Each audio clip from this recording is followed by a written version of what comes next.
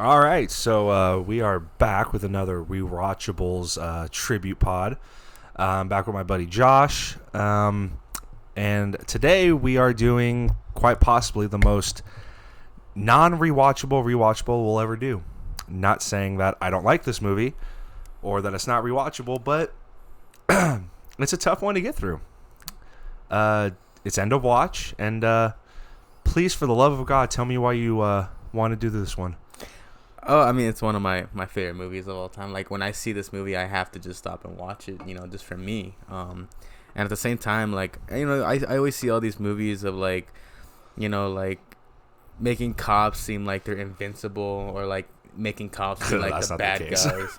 Yeah, and in this movie, it's different because you actually, like, even within making this movie, they went on ride-alongs to experience what cops go through. And it's like, I feel like they really got, like, a really good grasp of it. Like, like, not all cops are heartless like everyone's trying to make them seem.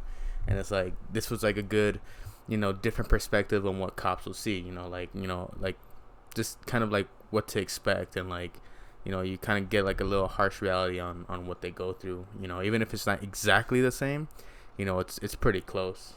Yeah. Oh, I'm like this. I think this is like one of the very first cop movies that tried their best to really provide an insight to where people could realize, oh, this is like a real thing.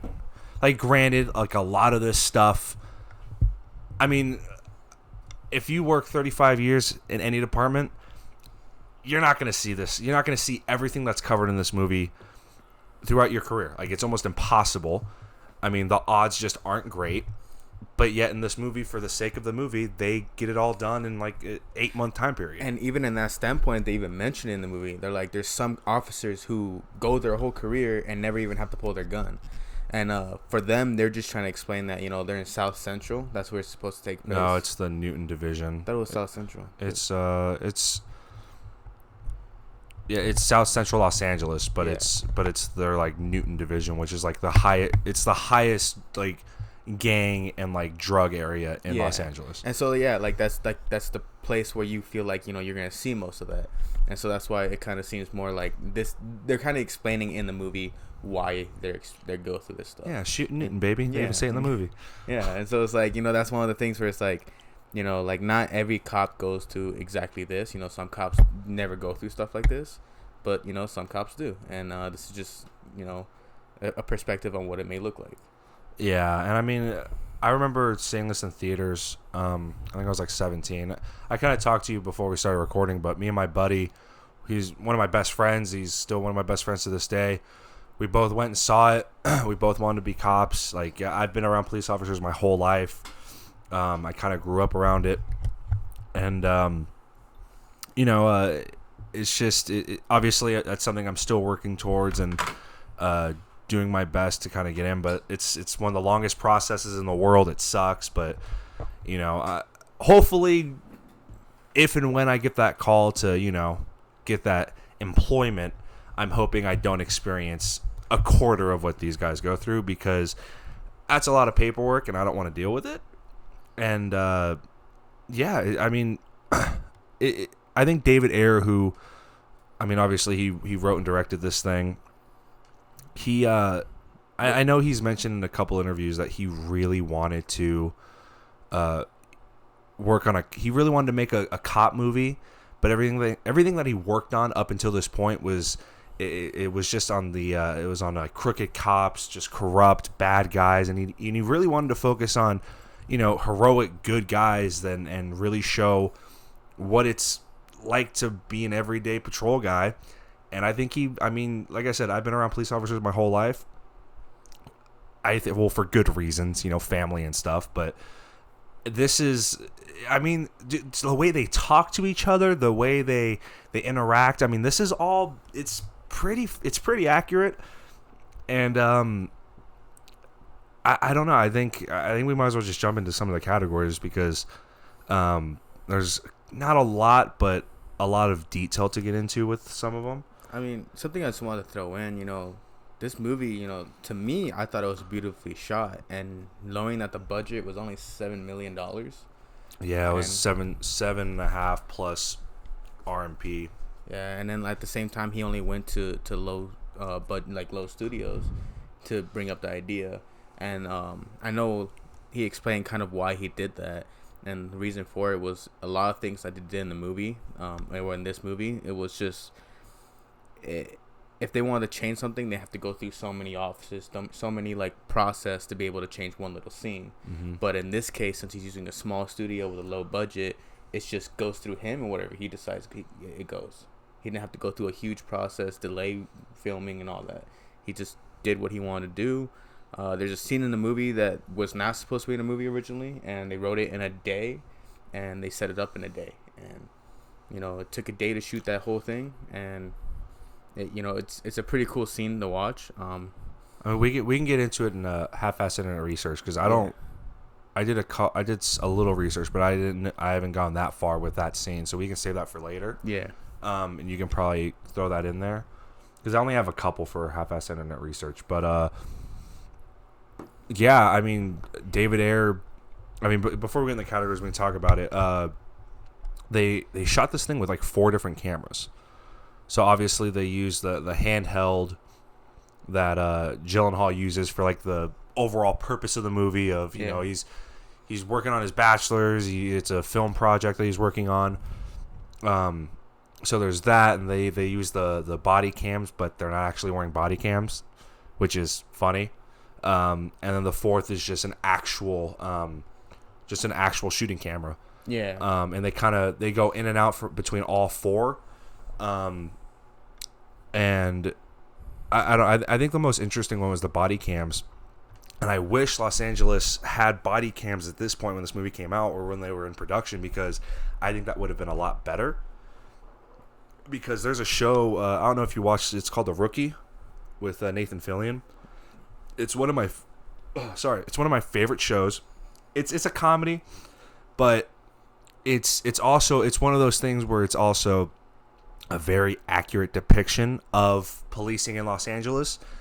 And some of the filming is they do use the body cams that the officers do use for perspective. When they're clearing hallways, clearing a house, traffic stops, and they actually utilize the body cams in a great way. And I just wish that at the time Los Angeles had a policy of body cams, so that when they were shooting this movie, it was a little bit more not accurate, but it was still a thing that they could use. But yeah, I think that's enough of that. We can just jump into the categories, because like I said, there's not a lot to get into with the categories, just a lot of detail. Yeah. So I guess we can just start off with most rewatchable scene. I have a couple, but I guess let's have you start this one, because you really wanted to do this. I actually have quite a lot, and it's kind of, I don't know. I'm looking back, and I'm just like, man, like, I can't believe I put this much. But the first thing I put is the opening scene, which is a car chase. Yeah, I have that too. Like, to me, like, I love the scene because, it kind of impacts what a car chase can look like. In all these other movies we see of cops, it's always like over exaggerated, flipping other cars over, everyone's dying, like if you're like Michael Bay movie type. But in this one, it's just realistic. Like, it's just driving reckless in traffic. You're not really hurting a lot of other people, and one bump on the car takes the car out. Yeah. And at the same time, you're hearing Jake Gyllenhaal just show it like retrospect on what being a cop is, and just him explaining his job, and like in a way just like explaining what a cop goes through, but not exactly in that detail. Just like, if you shoot me, I will shoot back. And if you kill me, there's like hundreds of brothers and sisters, in the police department specifically, that is gonna come after you too. So I thought that was a really cool scene. Fun fact for me though on that is, when I saw the movie, I looked at the date, and the date is actually April 11th. And what I found cool is my best friend was the one who showed me this movie, and his birthday was actually April 11th. So I was like, I was like, okay, that's cool. I'm interested. And yeah, I just really thought that scene was cool. Yeah, like last year, somebody took a clip from the end of that scene where Taylor and Zavala just dumped the 2 guys, and they put it on the internet and made it out to be like an actual shooting, and everybody was full, and they're just like, man, those cops really just unloaded on those bro, like, wow. And I saw it, and I'm just like, I was just like, y'all know this is from a movie, right? And everybody was like a bunch of other people said it too, and everybody was like, no, it's too real to be from a movie. And I was like, nah, bro, it's not that real. If you watch that movie, I mean. If you watch actual shooting videos, that's not that real. I mean, there was one that just came out last year in Vegas, right? Where they did the whole car chase, and he finally like crashed into a wall, and that was from a couple years ago. That one went viral. Yeah. It was the dude, the officer shot through his windshield, and everybody was criticizing him. Oh, they were. I don't know. In from my perspective, and when I saw it, when everyone was like, "That's so cool." Yeah, everybody was saying it was cool, but a lot of people were like, "What? He could have shot a kid. It was early in the morning." Like, shut the fuck. Like, he knew what he was doing. Why is your kid out that early in the morning? Well, like, there was school, and I was like, I think it's a Sunday, guys. Like, relax. Yeah. But yeah, no, I know exactly what you're talking about. Yeah. It went like super viral all over the world, or all over the country. And then a couple months later, another video comes out from another department where they did the same thing, but it turns out they did it months before. It just took their department forever to release the video. Yeah. But yeah, no, I have the opening. I have the opening scene too. What do you have next? What else do you got? The next one I have is the fight between Zavala and I believe his name was Trey. Yeah, that's my second one. Yeah, I have the same one. The that house fight scene, man, every time I see that scene, I have. But to you watch called it. me a bitch, bro. You called me out. Like, now shit, I'm calling you out, bro. What's up? Like, like that's kind of how I am when I get like called out. My favorite part too is Taylor is just like, shit, like here we go again. And it's funny because like he even mentions it. He's like, not again. Like really, like Zavala's done this multiple times and there's no complaints. Like, thank God there's no body cams because this wouldn't be happening. Well, the thing is, I also like, like Taylor's just whole perspective on the whole thing, just like recording it, saying, "Oh shit, this shit's crazy," and then he's like, "That's what you get when you fuck with the police," and then you have it end like, Zavala kicked his ass, and then just gets the cuffs and just puts it in front of him, just drops it on him the floor, like, put him on yourself now, like. Oh man, like that was a really cool scene to me, and I like how they switched between every cam just to be able to get like, perspective of the fight, and it wasn't like Zavala was just beating his ass the whole time. Like, he was getting his ass handed to him too. Oh, hell yeah. And so it's like, that's the realisticness. It's not every cop's going to be able to just beat your ass. Like some cops are going to be, weaker than others. Some won't be able to fight at all. Like, but it's like, the point of the thing is like, we're people. And even though we have like, cops have a badge and a gun, there's still people underneath that badge and a gun. It's like, and so it was just a fair fight. It was a respectful fight, and it was a cool scene to watch. Yeah, no, I also have it down, and you pretty much said it all. Yeah, I mean, how did nobody call more cops? Because of all the noise and destruction. They literally destroyed the dude's house. Like, they absolutely demolished it. And if I'm a neighbor, and I just called the cops show up, and then more loud noises go on, I'm definitely going to call the cops again. Well, see, I was thinking about that at one point, but I have a friend who I was talking to once, and he was telling me how, like, someone was getting in a fight next door, and I was like, wow, I'm like, did you call anyone? He was like, nope. He's like, his exact words was, I'm black, so I turn around and mind my own business, because that's what we do. We mind our own business. And so, like, when I heard that, I was kind of, like, thinking, like, well, that's probably what people did. They probably hear, like, that noise, and it's probably just, like, I'm not going to get involved. I don't want, because, like, I feel like some people just get scared that, people are going to get mad at them, or, so I feel like people just mind their own business. Like, that's none of my business what's going on. Yeah, but also those are the kind of people that can get corona and not, recover. And at the same time, like, when you see a cop car outside someone's house, you're kind of just, like, as long as there's no gunshots, it's, like, yeah, I guess that's true. I mean, and they still took him out of the house, too, with handcuffs on him, so it's like... Well, yeah, but he's also beaten to, shit. Yeah. All right, so we literally have the first two ones. Yeah. My next one, it's kind of a jump forward a little bit, but it's the paperwork scene right after they bust the dude with the blinged out 1911 and Liberace's AK.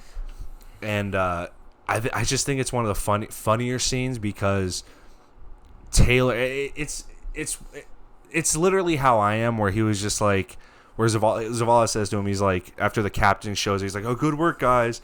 He's like, "Bro, why do you get so tense around the captain? Like, what's going on?" And then Taylor's just like, "Bro, like, I would blow him. Like, yeah, like men want to be him, women want to be with him. Yeah, like, I would blow him." And it's one of the funniest things because that's shit I say all the time. Like, I just like to make things super uncomfortable. I like to be silly and have a good laugh. And then just Zavala looks at him, he's like, I need to know. I need to know. Dude, are you kidding? I need to know when you're kidding. It's important to me to know when you're kidding, and it's just one of the funny because that's me in my life with some of my friends.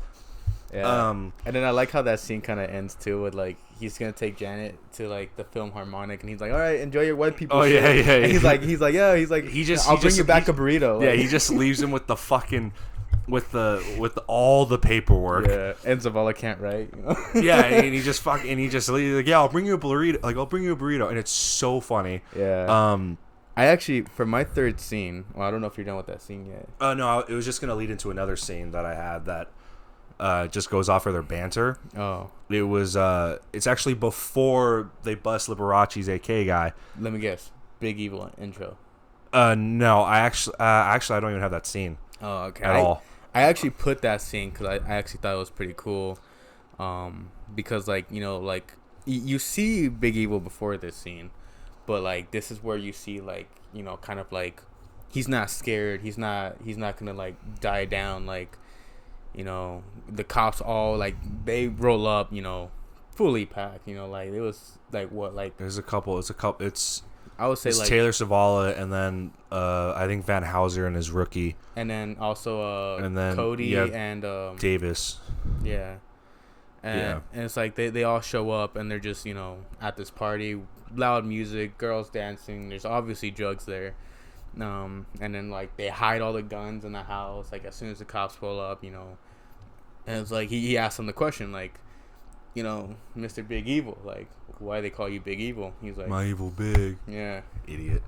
And it's like, I don't know, I thought like when I saw that I was like, okay. So like you also see like he's looking into Taylor's eyes and Taylor is looking into his eyes and sees something, like, and so that's what makes them want to, what leads into the scene you just brought up, why they staked out the house and why they pulled over the cowboy. And, yeah. That's basically what leads up to it. Yeah, no, I didn't really put that down. I don't know why. For me, it's just whenever I see that scene, I just know like, oh, okay, some other funny stuff is going to come up after it. So I'm not necessarily going to stop and like really watch them pretty much say, "Hey, turn the music down," which is pretty much what they're doing. But I think my scene, the one I was talking about that was leading into it. I think it's after that or before, but it's when the part, it was like it was like one of the first nights after Taylor and Janet hook up, and he's complaining to Zavala about just he's sick of like one night stands, dinners, sex one more time, and then not talking to him. And Zavala's just like he's just riding him out, just giving him shit. And then Taylor he just has that. It's one of the funnier scenes to me because he just kind of breaks. He just breaks, and he's just like, "Bro, I want someone to like talk to and like conversate with. I want someone to talk to, not just sleep with. Do you fucking understand?" And it's so funny. And then it's actually something that they fucked. It's actually something that Gyllenhaal messed up. He messed up his line, and when he says, "Do I need to translate that into like Hispanic?" and he stops, he's like Spanish. And you can see Pena break, and he's just like, "Hispanic? You mean Spanish?" And then Gyllenhaal just rides with it, and he's just like, you know what I mean?" And it's like, we've all been there. Yeah. We goof on a word, our friend gives us shit, and we're just like, bro. I mean, we were just in that. Like, hey, yeah, Jennifer, whatever. But I don't. A lot of my scenes in this movie aren't any of the hardcore, like, serious stuff. It's just more of the funny everyday things. I kind of put in here like every car scene. Oh, that they're talking. Yeah, because like I mean that's just so realistic when you're able to just see them like banter back and forth and be able to, like, like actual people like just having a conversation. And a lot of those were improvised. Like a lot of them weren't just like scripted. They just went off. They were like, hey, like, here's what we want you guys to talk about, do it the way you would. And, you know, it worked a lot. It really did. It was hard. Like, some of them were hard hitting. Some of them were, like, you know, fitting to the movie. And, like, that scene's particular, like, you know, it was really cool to watch. And, like, yeah, like, you know, he's talking about, you know, texting this girl and, you know, that ends up to be Janet. Yeah, and then it's like at the same time, he's like, do you talk to your wife? Do you even have like talk to her, like, and all that? And then he's like, yeah, you know she's a trip, man. Come on, like, he's like, all right, that's what I want. He's like, I know you want a trip like my girl, but I'll kill you if you touch her. Yeah, I know. And he's like, I'm gonna fucking kill you, man. And that's where the scene ends. Like, like, it's just so funny to be able to just be able to see that scene and just, like, I don't know, like, it kind of, you get a grasp on more of, like, what you're gonna see later on. And the next scene I put on here was the quinceañera, which oh yeah, I forgot about that one. Yeah, because, like, that's when you were first introduced to Janet. And you can obviously, and Gabby. Yeah, and Gabby, yeah, I forgot that, because that's where she pops up too.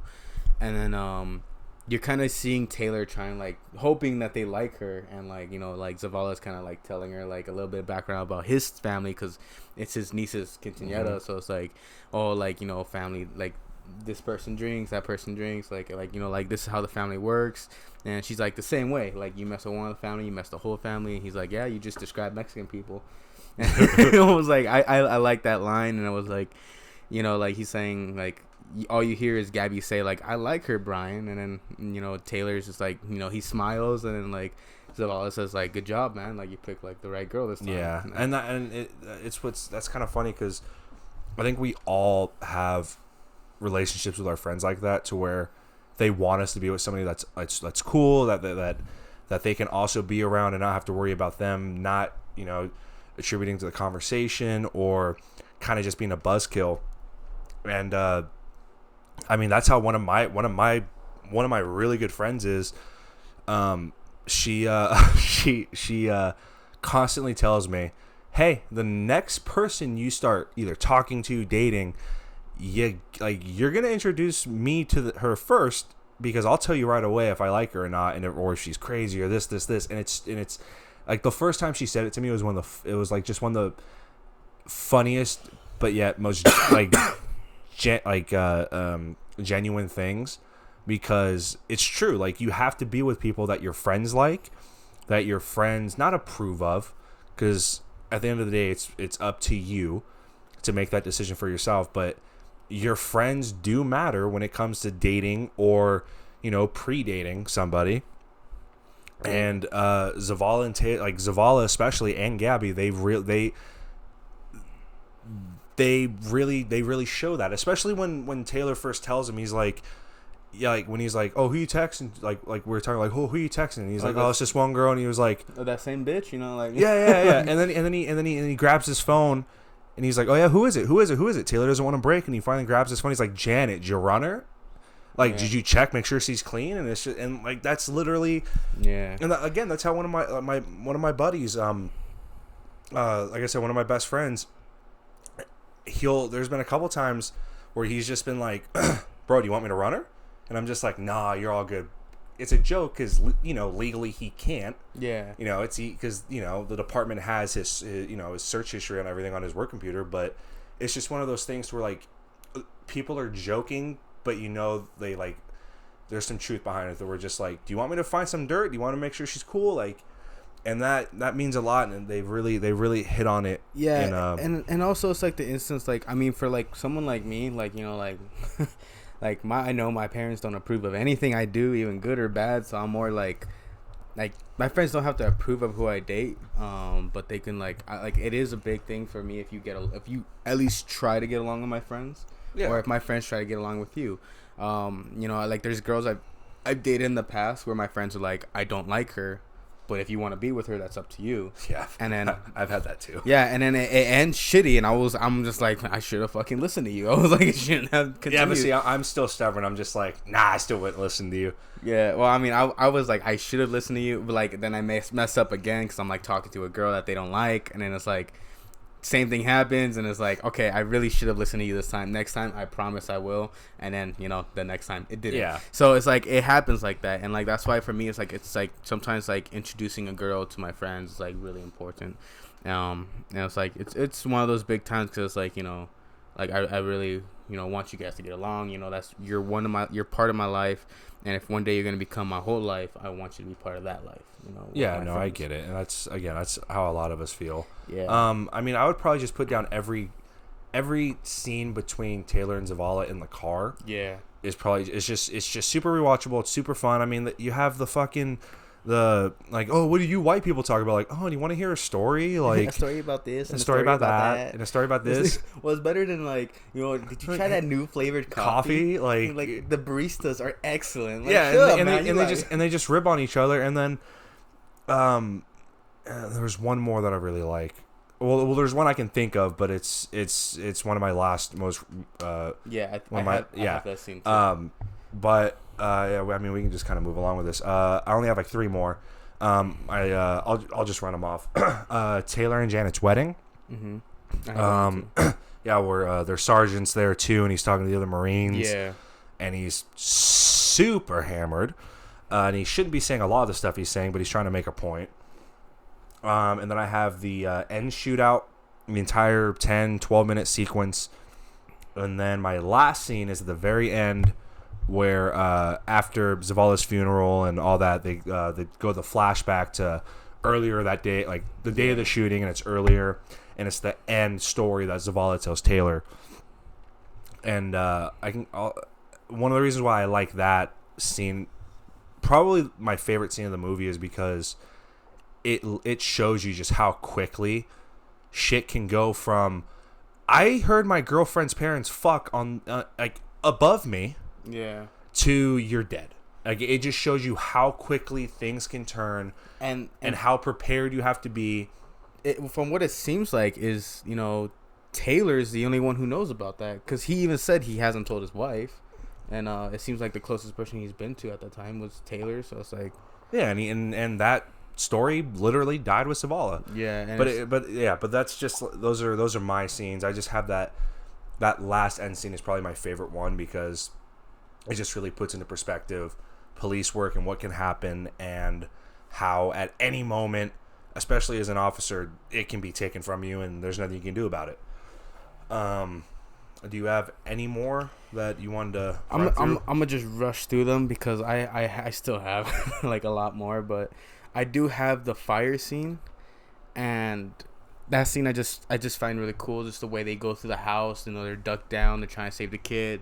They get one kid out, and then there's another kid, and then so they rush back in. And I also have the kids who are locked in the closet about their parents and call the police, because that's a very serious situation that does happen, and it really impacted me.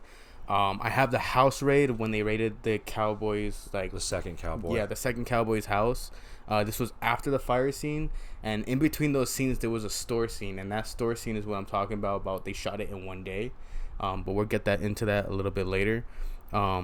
But yeah, that house raid scene is because they seen all the illegal immigrants is locked up, toilet covered in shit, and it was like they're getting beat. There's children in there. It really hit someone like me, with where my family comes from. Just seeing that, it's just like it really impacted me, and like you can even see it through Zavala's face when he sees that and walks out, and he tries to tell the cop, the ICE. Yeah, ICE. Like, did you know that there was kids in there? Like, and you haven't done anything. Like, they're angry after that.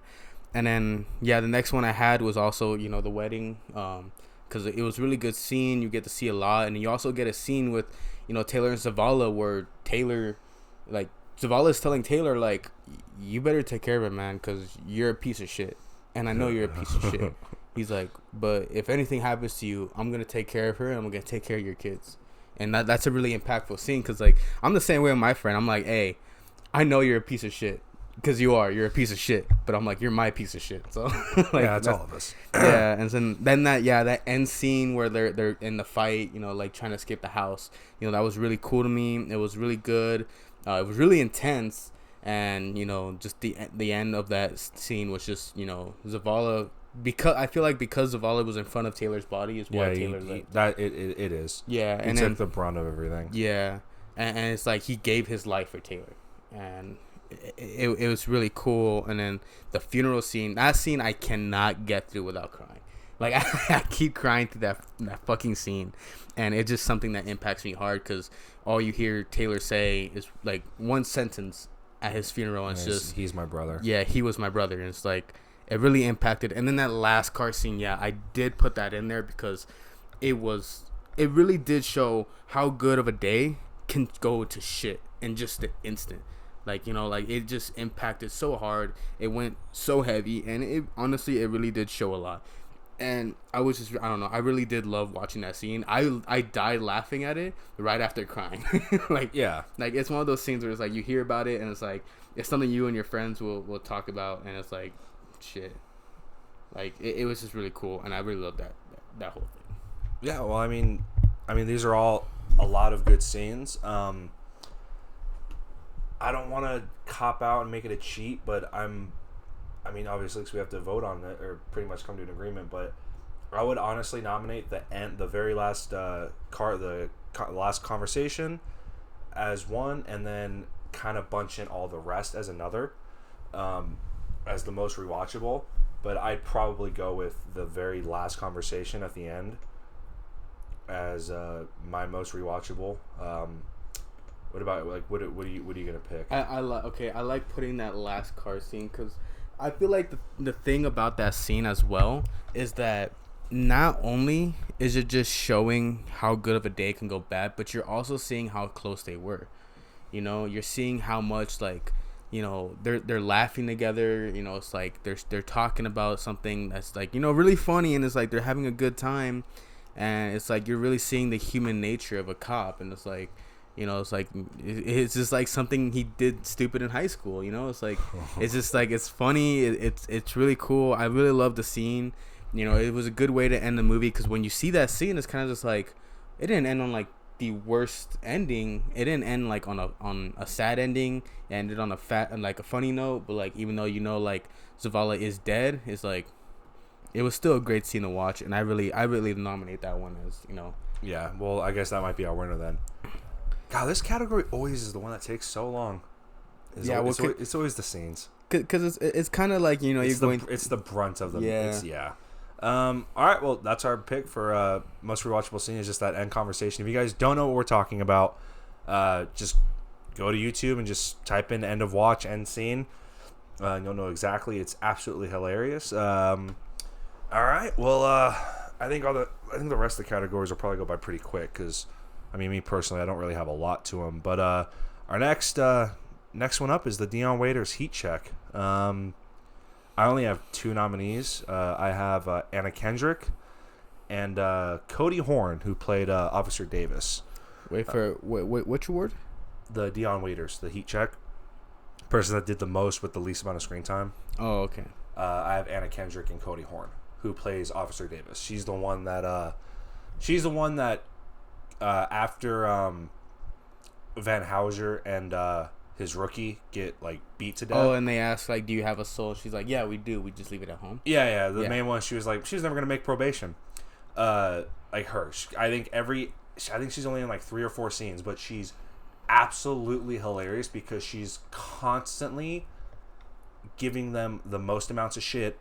And I can tell you right now, female officers are probably the most funny and most brutal ones because, I mean, they kind of have to be. You know what I mean? Like, they're already, I don't want to say they're at a disadvantage because they're a woman, but, I mean, it's true physically. You know, they're female officers, you know, they're definitely smaller and they have to make up for it. They have to be way more aggressive. They have to, you know, kind of have that presence of, hey, you want to step towards me? I'm going to break your knees.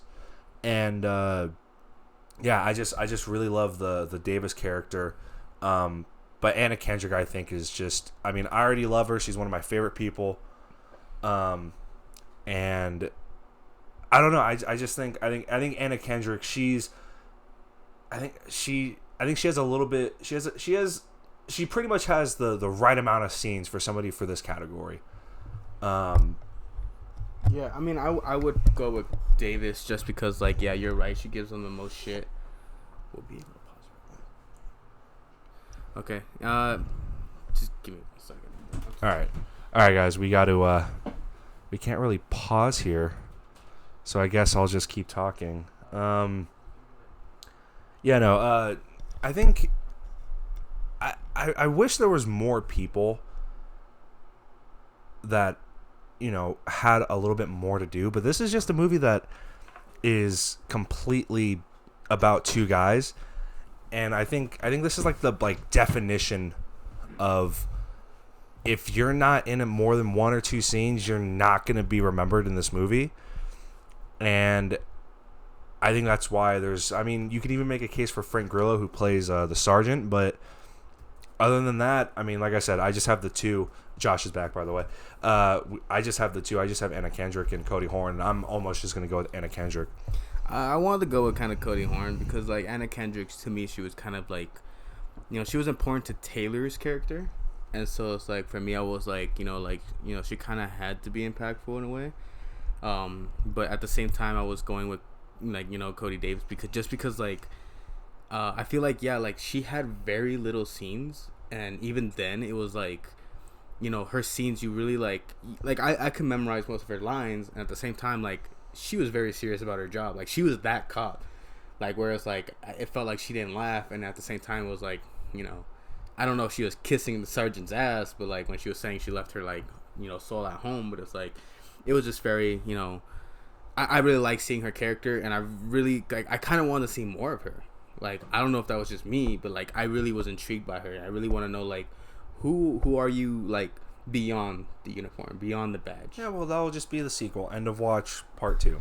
Cody Davis. Yeah. Well, Anna Kendrick, she's like right at the cusp of the cutoff. But I do agree. I think Cody Horn, we can probably give it to her because she's the most she's the most memorable of the supporting cast. Because like I said before, this movie is only about two people, and it's mainly these two people. They have like 95% of the screen time.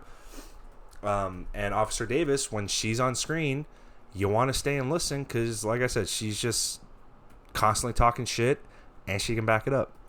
Well, I guess that kind of shows us who that is. Let's see. What's next category? All right.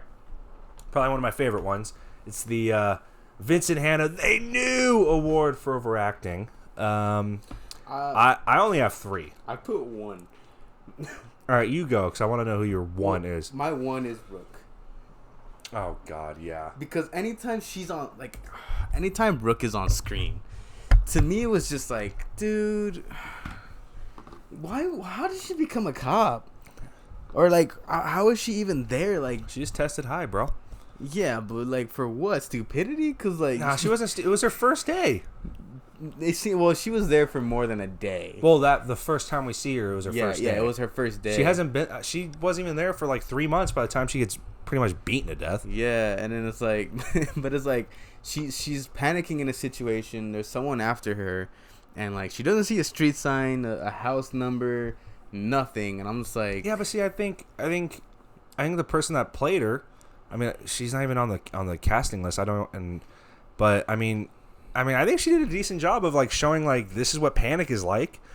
I don't think she really went too out of the way to like really deliver a line that, where she was just like where it was her going for it moment. Yeah, I don't know. Like I agree with Cody Davis in that that point where it was just like, well, she obviously wasn't meant for this, like. And, well, yeah.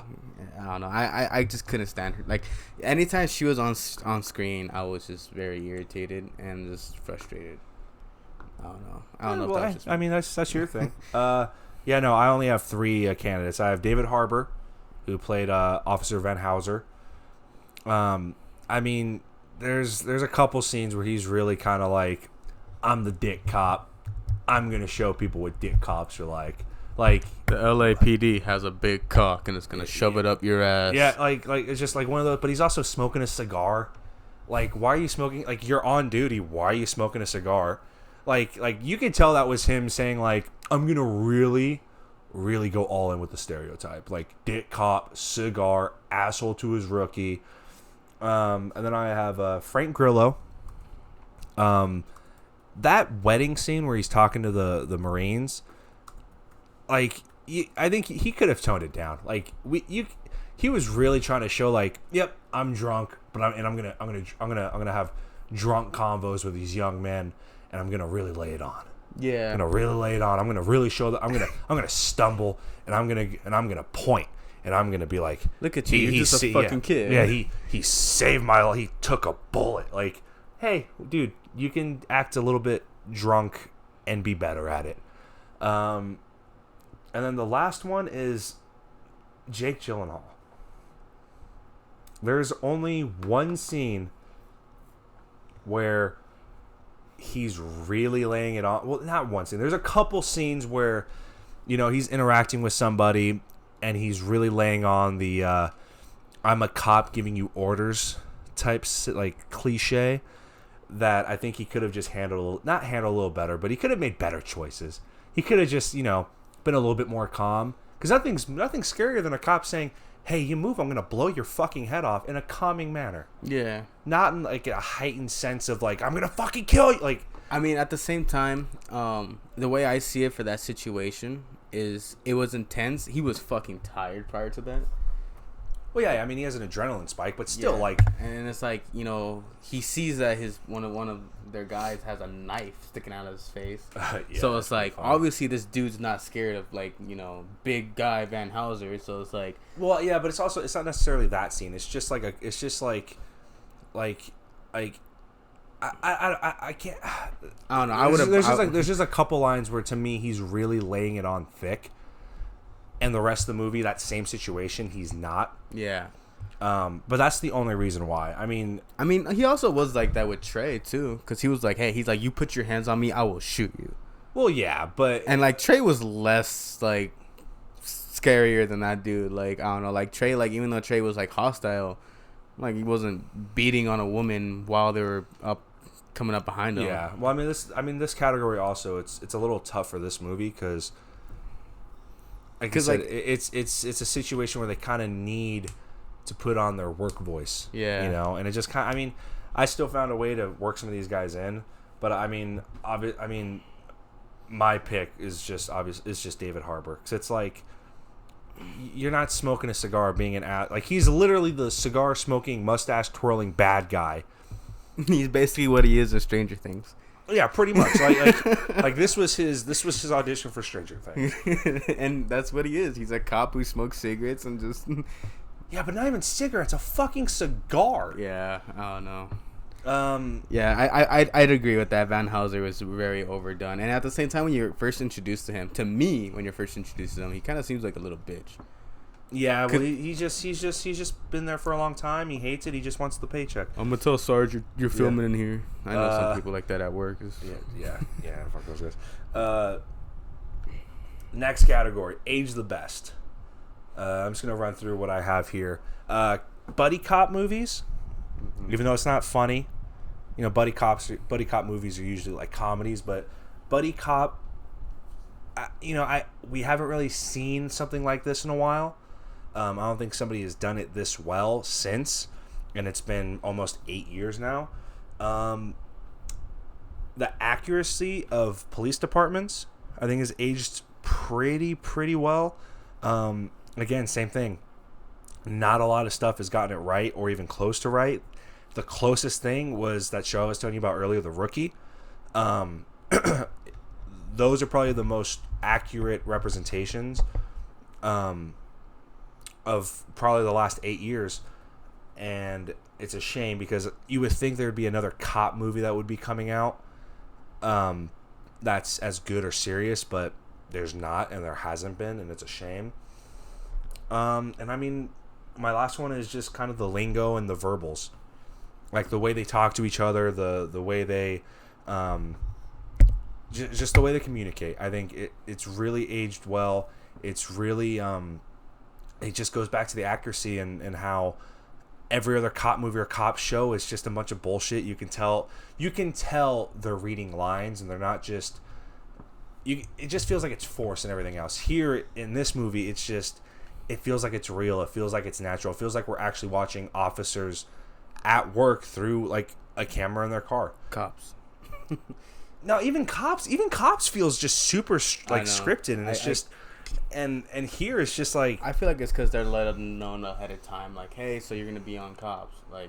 Well, yeah, and it's just annoying. Those guys are so annoying. But that's all I really had for Age the Best. For Age the Best, I put like kind of like just being able to pick that right girl, because like I know that was something big for Taylor, is picking that right girl, and just like being able to like say what you want and like not feel like so weird about it. And then same thing, buddy cop movies, like it really spiked, and it's like it's one of those things you want to see, because like I think it was after this that 21 Jump Street came out, and then even 21 Jump Street was based off the show. Oh no, 21 Jump Street came out the same year. Yeah, but it was after. It wasn't like months after. No, I think it was way before. Shit. Yeah, 21 Jump Street came out in March of that year. Oh, well, yeah, so like, but like, basically that year, like, it was like buddy cop. And so I feel like it really spiked after that, and it was really just like, moving more up for it. Like, you're now it seems like more movies are trying to get that sentimental value of being a buddy cop, instead of like just trying to be like, oh, like they work together and that's it, because that's what it always was before. Like when you watch a movie like like Seven, it was just like we were forced to work together. Training Day, we're forced to work together. This one, we work together and we actually do like each other. Like, this is my partner. And personal experience, I've seen 2 motorcycle cops working with me one day. And it was just like, they told me, they were like, one of them told me like, yeah, he used to be highway patrol for a while, and then he switched back, and he's like, ever since then, he's like, I feel more safer having my partner with me, right by my side, so I'm not alone on the streets anymore. It's like, you really, in this movie, like when that cop told me that, I just thought back to this movie, and I'm like, okay, so that's what you mean. Like, you're not alone anymore. You're not walking through what you have to go through alone. Like, you have a partner, you have someone to have your back, and someone you trust. So it's like, it really does impact a lot, and it really does show a lot. And it's just like, it was really cool to be able to see movies like this, like buddy cop, that actually cops like each other. Yeah. And not just against each other. Someone's dirty, someone's not. Yeah. Well, I mean, that's all I really have. That's all I have for Age of the Best. Age of the Worst. I only have a couple, and they're not my personal Age of the Worst, but I just, if this movie were to come out today, the bullshit people would give it, I would say The Violence as Age of the Worst. Not me personally, but just, again, in the perspective of, if this comes out today, people bitch about it nonstop. They try and petition it. And then the other one is Mexican Representation, where all Mexicans are evil and they're bad and they're drug criminals and they're traffickers. If this came out today, it would be like, why couldn't it be white guys? Like, yeah, white drug cartels in East LA. Let's relax. I mean, look, the thing about this, like me being a Mexican American, like I see this and I'm just like, it's accurate, because I mean, look, you have I think her name was Michelle in the movie. The other cop, partner of Cody, and so you see her, a Mexican American, as a cop, and then you see Zavala, a Mexican American, as a cop, and so it's like you see these both, like, Hispanic male and female as cops, and they see these people and like they make jokes. Like Zavala makes the most jokes. Like when he's asked like, oh, you remember that cowboy we pulled over, we saw, and he's like, yeah, like he could possibly be my cousin. Like he's joking, and it's like, yeah, like, but like that's what we do. Like I feel like the only people who would really overreact about that would have to be someone who is not of that race. And, well, yeah, that's what I'm saying. Yeah, like, this comes out today. People like, oh, it's bullshit. Like, I don't have a problem with it. I never really have a problem with it, but it's just in the perspective of today, how I just feel like how people would react. That's pretty much all. That's pretty much all my Age of the Worst for that. I mean, it's just how it would be viewed in today's climate, which is bullshit. I feel like this is something we would need in today's climate. Like, we need a remake. All right. Well, next category, the Joy Pants Award for that guy. I only have 2. Because there's literally nobody else. One was Cody Horn, was Officer Davis. She's also in Magic Mike, and she's in a couple other things. And this is literally the definition of, oh, I know where she's from, don't know her name. And it was Magic Mike. The first time I saw this, and then I watched Magic Mike, I was like, oh, she's that chick. And I was actually I was pointing at my TV saying, I don't know her name, I don't know her. Literal definition. And then my only other one was Big Evil, because Maurice Comte Comte, however the fuck you pronounce it. But he's been in a bunch of TV shows. Wasn't he recently at Mayans? I think, yeah. But he's been in a bunch of stuff. He's always been the bad guy. But those are like kind of my only two. That I have only one, and it was Richard Cabral. And he played as Big Evil's little like trainee. Oh yeah. Okay, yeah. To me, he is that guy. Like you see him in like so many like movies as the same guy, like that gangster, that yeah, the guy we don't know their name to. Yeah, like you see him, you're like, oh, I know him. He's from this movie. Oh, I know him. He's from this show. Yeah, just like Cody Horn. Yeah, so it's like I put him because like I see him in Mayans MC. I was like, hey, I know him. He's from End of Watch. And I'm like, oh shit, like it's that guy. And then you go down there IMBD. Yeah, and then it's literally just Mexican cartel number 1, Mexican cartel number 3, exactly. Cuban cartel number 5. Yeah, it's just yeah. Well, that's pretty much, that was the easiest Joy Pants. All right. Well, half-ass internet research. I just have a couple things. Ayer wrote the script in like 6 days. Yeah. Which, I mean, screenwriting's super tough, and for him to bust out like 100+ pages of this thing is absolutely nuts. Gyllenhaal was sent the script. He read it in an hour, which I don't know how he read the whole thing in an hour. That seems almost unrealistic. And then he instantly just called him, was like, yo, I'm up. And what was funny is Pena, he had to audition multiple times. He didn't just get it. Gyllenhaal, who's one of the biggest names in Hollywood, still is. He was just like, yep, I want it. And then Michael Pena had to audition for weeks. It's racist, man. Yeah, seriously, there you go. Pena and Gyllenhaal, they trained for 5 months. One of Ayer's good friends is ex-LAPD, and so they were on there as a technical advisor. So he also had ex-cops. They usually have some buddies. So they took Pena, Gyllenhaal, Harbor, and a couple of other people, and kind of put them through a 5-month training course.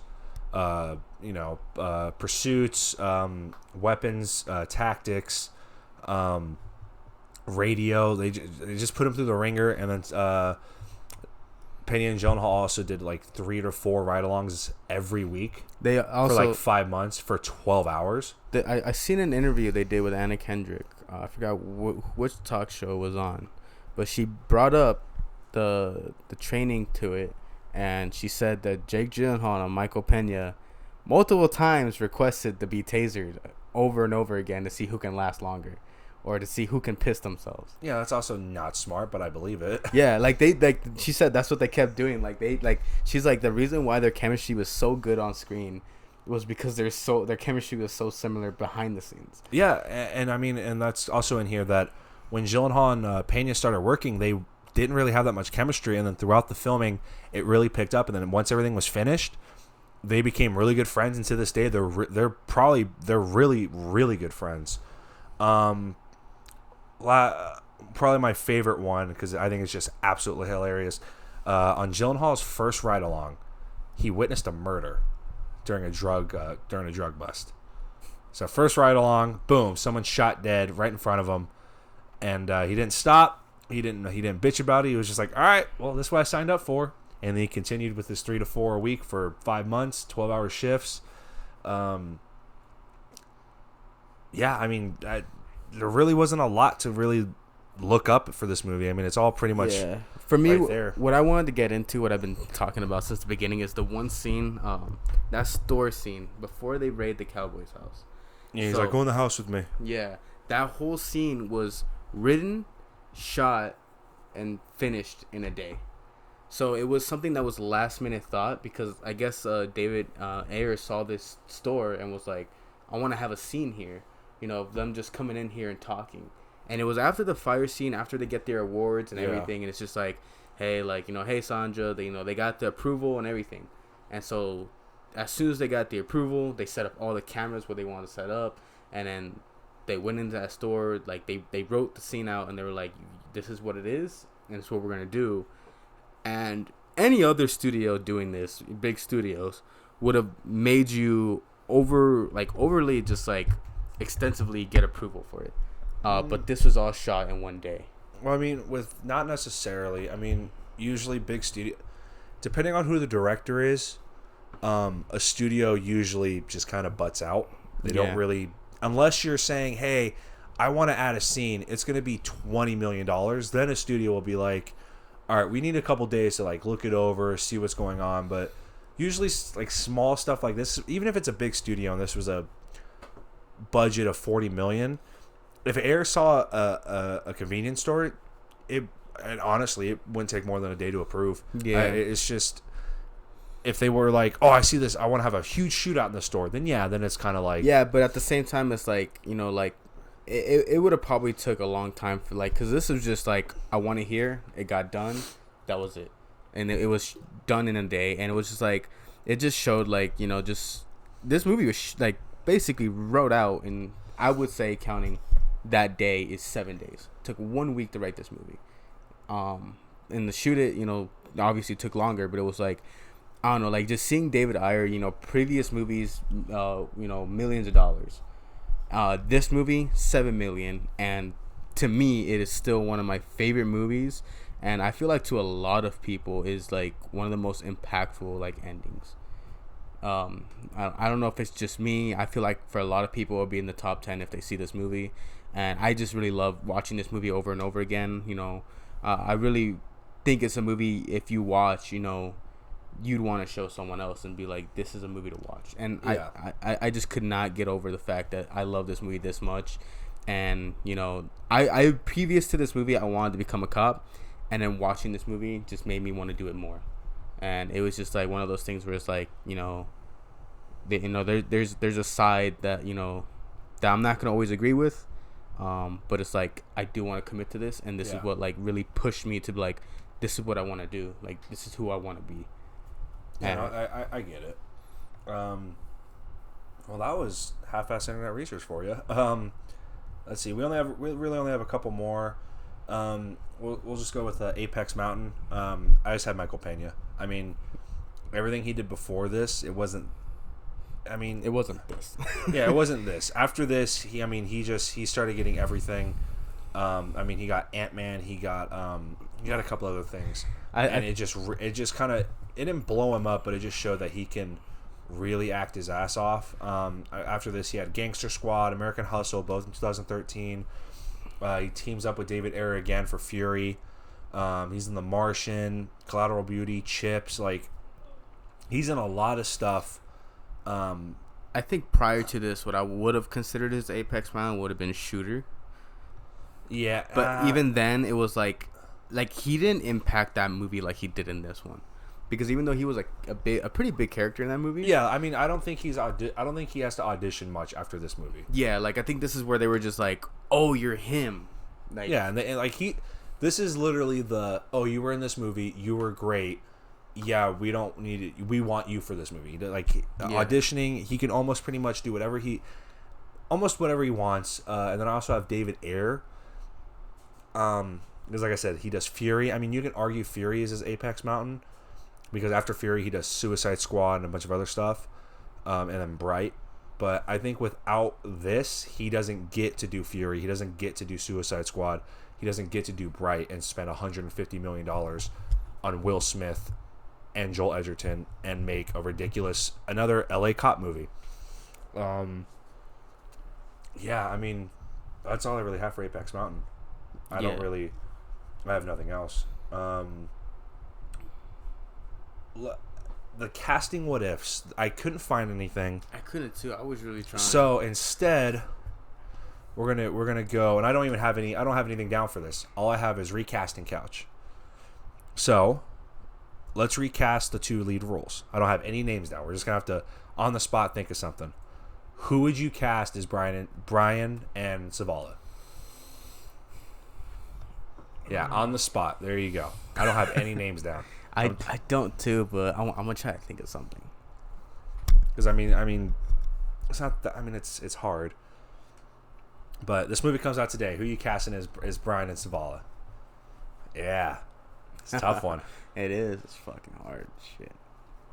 Because I'm just trying to. I mean, I should have written some names down so I can keep this thing afloat. But I have nothing. I think this is one of those things where it's hard to recast. If you're gonna go scene for scene, line by line, fucking everything by everything, you have to recast. For me, I'm more trying to think about that like the car scenes, like the two of them in the car, because I feel like that was the most impactful scenes, and so it's like, who would match that, like, kind of like ferocity in a way. Well, I mean, I'm trying to think of younger. That's what I'm doing too. But the only person I can think of right now who I would actually like to see in this role would be Ryan Gosling.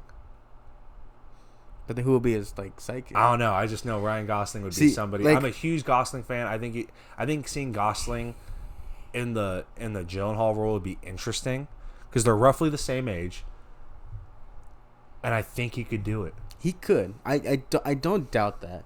It's just, yeah, it would be a little weird because I don't think he brings as strong as a commanding, like, get the fuck over here as Gyllenhaal does. Yeah, but then again, like, I haven't seen him in a role like this. He has. I mean, he's been in some stuff. But I don't know, because, like, I feel like it depends on who you put that character with, like that actor with, because I mean, Jake Gyllenhaal and Michael Pena went so great together. I mean, we can just scrap this. I just thought it was because I had nothing for casting what ifs. I mean, I don't know. I keep thinking about Once Upon a Time in Hollywood. I would like to see Brad Pitt and Leonardo DiCaprio trying to do this, but it's like, yeah, it's a little bit too much. Yeah, it's too far. But it's like, plus Leo already had his cop movie, so it's fine. Yeah. Last category. Actually, well, there's a couple. Well, there's two, but picky nits. I only have one picky nit. At the very end, when Taylor and Zavala are being followed, how do you not realize you're being followed? I know if I'm being followed after two streetlights and the same car's behind me. Yeah. You're cops. How do you not have the awareness to know behind you? That's well, literally... I mean, they tried to say it's because they were distracted by, like, the disorganization of, like, yeah, but still, fuck you. That's literally my only picking. It's the butterfly effect. Yeah, that's my only picking it. And then the last category, who won the movie? I think this is easy. It's simple. It's the only answer. Any other answer is wrong. What about the quotes? I mean, anything that's said in the car. Is a good quote. We can get to quote after one the movie. Okay. Michael Pena. Yeah, Michael Pena. There you go. Definitely. Simple as that. All right, now quotes. Literally everything between them in the car is hilarious, but my favorite quote comes early in the movie after the opening scene in the shootout. And we talked about it before, the whole Zavala Taylor X13. They're just like, sorry, hey, we work X9. What's going on? He's like, oh, you do? Oh, no, you're X13 now. And then as they're all leaving after roll call, one of my favorite lines, and it's so funny because people would lose their mind if they actually heard cops say this today.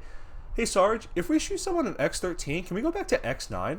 I think is one of the funniest lines of the entire movie. Yeah. And it ages pretty well for me. I mean, that's the only quote I have. I don't have really anything much. I have... Okay, because I have some serious quotes, and I also have some, like, joking quotes. Oh, rip them off. And the serious quote I have that, like, I really, like, it really kind of, like, made me think sometimes is when Taylor tells Zavala about he's gonna just, like, marry Janet. And so he's like, you know, my mom got some real deep shit, man. Like, oh, yeah, she told me to ask myself this question is, can you live without her? Yeah. If the answer is yes, then get up and leave her. Don't waste your time. And, like, that, I don't know, like, that was a quote that was like, okay, that's good, because that's something I tell my friends. I'm like, can you live without this person? The answer is yes, then leave. Yeah. And another thing I put is, like, just Taylor, you know, when it's the fight scene and Taylor's just, like, joking around. He's like, that's what you get when you fuck with the police. Like, I love that fucking line. Like, just the way he does it. And also I like Taylor's line when they prank that other cop and he's like, who left their shaving cream on the table? Oh, yeah. Like, just, like, being assholes. And then I also like when Michael Penn, like, Zavala's son or daughter is born. No, it was a son or daughter. It's the daughter. And no, it's a son. Oh yeah, Yeah, he's a junior. because that's also what the quote is. And he's named after his father. Who's What's that? his name then? Yeah. And Zavala's just like, good one, bro. Fuck you, dude. And then it's like, I also like put this just because, like, I don't know, it kind of made me chuckle. But when Zavala, when they're escaping that apartment, and he's like, I think we killed that guy, and then Taylor's just like, good. Yeah. Like, I was like, yeah, good. But like the way Zavala said it is like, I think we killed that guy. He's like, good. I was like, fuck, okay. Shit, this how we're doing it? Like, I'm down. Like, and then I also have, the funeral scene where he's like, he was my brother, and just breaks down into tears. Like, that really hit hard. That's all he had to say. And yeah, that last car scene, my favorite line from that was when Taylor's like laughing, and he's like, "You're making me really uncomfortable, man." He's like, "You want to know why, man? Because you're a freak too." Yeah, I know. So that's why you're enjoying it. Like that made me laugh, and it was like something I was like, that's what I told my friend. I'm like, "You want to know why you're uncomfortable right now? Because you're a freak too." And so I don't know. I really love this scene. I really love the movie. Those are my quotes. I would love to like put the, Sarge, if we shoot someone at X13, can we go back to X9? It's just so it's just one of those scenes. Like, it's literally something guys say, and if people heard half the shit cops say, I feel like there would be no cops because nobody would want them because they're pieces of shit. We're all pieces of shit, and you kind of have to have a fucked up piece of shit sense of humor to go to work every day. I feel like that quote actually would be part of Age of the Worst. Nah.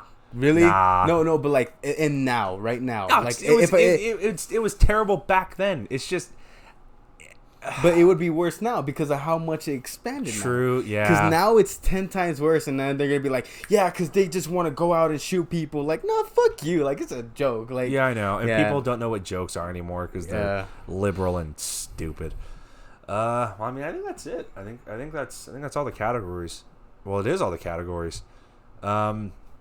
I mean, this was, I want to say it was a bummer because it was, a very serious rewatchable movie, but it was kind of a bummer. I think our next one, we have to do something more funny. Definitely have to do something funny. I think I have a couple. Actually, I think we could do, we'll talk about it. Yeah, talk about it off camera. But that was our end of rewatchable tribute. Yeah, it was. I guess it was pretty fun for being sad and depressing. But yeah, if you guys haven't seen it, definitely go out. It's streaming again on Netflix. It's one of Gyllenhaal's best. It's definitely one of Pena's best. And try not to cry, guys. Yeah, always. And that's it. And yeah, till next time.